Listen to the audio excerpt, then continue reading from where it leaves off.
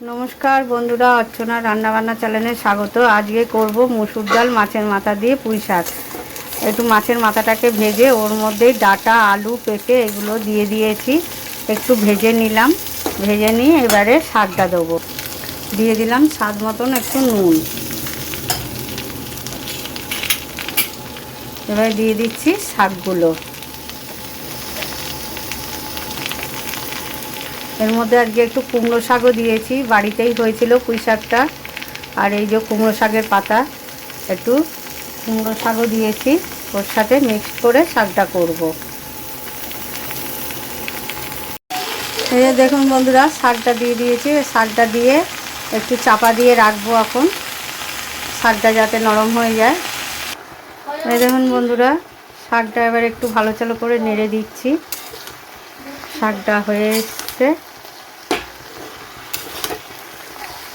এখানে দেখুন একটু মুসুর ডাল এই যে সেদ্ধ করে রেখেছি, এটা দেবো ওতে শাকের মধ্যে।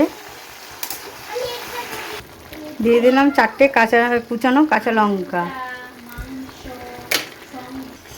বন্ধুরা, শাকটা সেদ্ধ হয়ে গেছে, এবার ঢেলে নিচ্ছি। তেলটা গরম হয়ে দিয়ে দিচ্ছি, এতে তেজপাতা, শুকনো লঙ্কা ফোড়ন দিয়ে দিচ্ছি, একটু পাঁচ ফোড়ন দিয়ে দিচ্ছি, পেঁয়াজ ফোড়ন।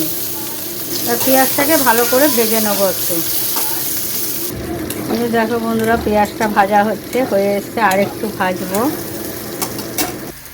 এবারে পেঁয়াজটা ভাজা গেছে, সেদ্ধ ডালটা দিয়ে দিলাম এর মধ্যে। দিয়ে দিচ্ছি আন্দাজ মতন হলুদ। এবারে একটু বড়ি ভেজে রেখেছিলাম, বড়িটা দিয়ে দিলাম। এবারে এর মধ্যে শাকটা দিয়ে দিলাম, দিয়ে একটু ভালো করে নেড়ে নেব। দিয়ে দিচ্ছি একটু স্বাদ মতো চিনি।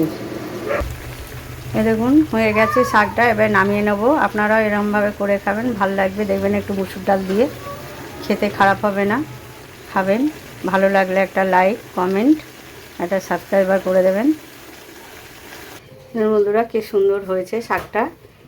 আপনারা অবশ্যই করে খাবেন এরকম করে মুসুর ডাল দিয়ে।